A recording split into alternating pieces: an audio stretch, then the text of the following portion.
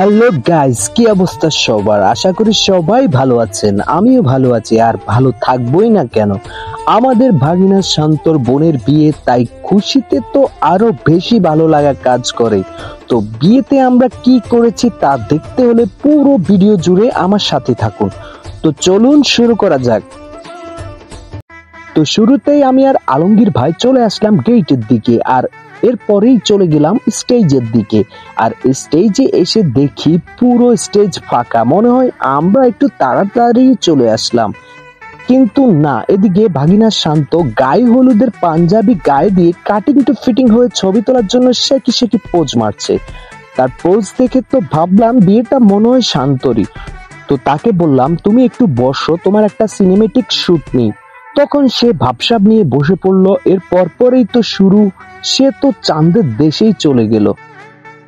তো যেহেতু সে আজকের জন্য স্টার, তাই ভাবলাম তার সাথে একটু আমরাও থাকা দরকার। তাকে একটু গরম করে দিলাম আর কি। এরই মাঝে যখন স্টেজে আমি আসি, তখন তো খালি চেয়ারগুলো একে একে ফিল আপ হয়ে গেল। আর এদিকে মহা বিপদ, এই পুচকেটা পুরো সোফাই দখল করে নিল। এখানে যেহেতু কচিকাচার ভিড়, তো চলে আসলাম শান্তকে নিয়ে নিচে ফটো সেশনে। এইদিকে তার ভাই আমাদের কালো মানিক ওরফে নেতা ছবি তুলছিল, আর আমাকে দেখে তো সে কি ভদ্র হয়ে দাঁড়িয়ে গেল, দেখেন তার অবস্থা। তারপরে আবদার করে বসে একটা সেলফি নিতে, তো যেই কথা সেই কাজ।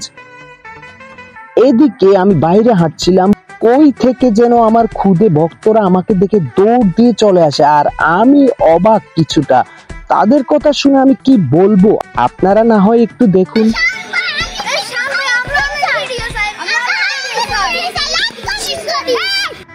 তো দেখতে দেখতে চলে আসলো বরপক্ষ, তাদেরকে আমরা বরণ করে নিলাম। একের পর এক সবাই স্টেজের দিকে চলে যাচ্ছে। এদিকে আবার বাবা ছেলের খুব সুন্দর ফটো সেশন ক্যামেরায় ধরা পড়লো। এরপরে তো আমাদের সুন্দর রমণীগুলো বরপক্ষকে স্টেজে নাস্তা নিয়ে বরণ করছে। আর এই দিকে দেখুন, এই রমণীর মনে হয় নাস্তা পছন্দ হয়নি, তাই হয়তো তার মনে কষ্ট। তো যাই হোক, দুই পক্ষ এখন আসন গ্রহণ করলেও বিয়ের কন্যার কোনো দেখা নেই। তাই সবাই অপেক্ষা, কখন কন্যা আসবে। তো দীর্ঘ 1 ঘন্টা অপেক্ষার পরে কন্যার আগমন। সবাই হতাশ নাকি অবাক তা আমি জানি না, তবে আমি পুরোপুরি হতাশ। তো যাই হোক, কন্যাকে স্টেজে আনলো, ভালো কথা, কিন্তু একই সাথে সাথে দেখা গেল হাজারো ক্যামেরার মাঝে হারিয়ে গেল কন্যা। তো এভাবে অনেকক্ষণ অপেক্ষা করার পর এক নজর ভিডিও করলাম, তাও দেখুন এই মহারানী সেলফিতে ব্যস্ত। মানে কি বলবো, যাই হোক, এভাবে আরো 30 মিনিট ছবি তুলতেই শেষ। এদিকে এত ছবি তুলছে যে কন্যা নিজেই হাঁপিয়ে গেল। তো যাই হোক, অনেকক্ষণ বরপক্ষ অপেক্ষা করছিল, খিদে লাগবেই স্বাভাবিক, এবার খাওয়া দাওয়ার পালা। তো সবাই একসাথে খেতে বসে গেল, দেখে অনেক ভালোই লাগলো। এরই মাঝে কেক কাটার মাধ্যমে অনুষ্ঠানের শুভ সূচনা করলো কনে। একে অপরের মুখে মিষ্টি তুলে দিল, কিন্তু আফসোস আমার মুখে তো কেউ তুলে দিল না। তো যাই হোক, এরই মাঝে হলুদের আয়োজন শেষ হলো। এরপরে চলে আসলাম রান্নার দিকে, রান্নাঘরের প্রস্তুতি দেখতে। সবাই এদিকে রান্নার আয়োজন নিয়ে ব্যস্ত, অন্যদিকে দাদা বৌদি ছবি তুলতে ব্যস্ত। আর এইদিকে ফাঁকা স্টেজে কিরণ ভাই তো বক্সের ডিজে গানের মাঝে ছ্যাঁকা সং লাগাই দিল, মনে হয় নেটওয়ার্ক পুরোটাই চলে গেল। এই সুযোগে ফাঁকা স্টেজে আমি আর তারেক ভাই সেই পিনিকে নাচ, না মানে পারি না, তাও পিনিকে চাঁদের দেশে চলে গেলে যা হয় আর কি, একটু আর কি।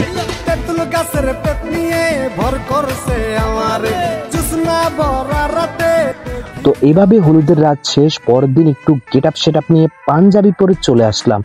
এসেই দেখি বর পক্ষ হাজির, ফুল সাজানো গাড়ি করে বর চলে আসলো। আর এদিকে গেইটে আমাদের রমণীগুলো গেইট চাঁদাবাজি করতে প্রস্তুত।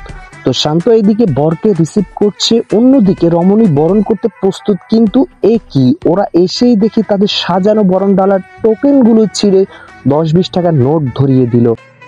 আর আমাদের রমণীদের কি যে কষ্ট, তাই তারা রাগ করে আর টাকাই নিল না। যা হোক, পরে কোনো রকম বুঝিয়ে সুঝিয়ে কিছু টাকা উদ্ধার করে মুরব্বির কথা শুনে এবার ঘেরটা ছেড়ে দিল। বিয়ের মূল আকর্ষণ কিন্তু এই গেট, তাই সবাই তো সহজে ছাড়তে দেয় না।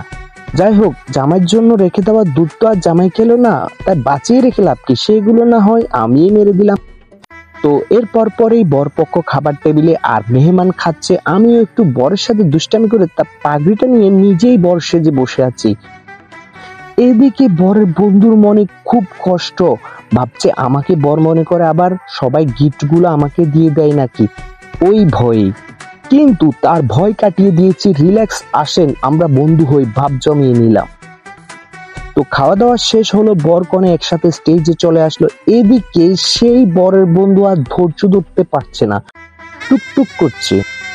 তবে দুজনকেই মানাইছে একসাথে এই কথা যা বলবো তার আগেই এখানেও ফটো সেশনের জ্বালায় বাঁচি না। সবাই এমন ছবি তুলছে যে আমার আর খবর কে রাখে, আহারে। তো যাই হোক, মজা মাস্তি হই হুল্লোড় করে তাদের বিয়ের আয়োজনটা শেষ হলো। দোয়া করি দাম্পত্য জীবন সুখের হোক, এই কামনা করি। আপনি চাইলে আপনার বিয়েতেও এমন ব্লগের আয়োজন করতে পারেন। তো যাই হোক, দেখা হবে নতুন কোনো ভিডিওতে। তো ভালো লাগলে ভিডিওটি শেয়ার করে দিন। আজকের মতো বিদায় নিচ্ছি, আল্লাহ হাফেজ।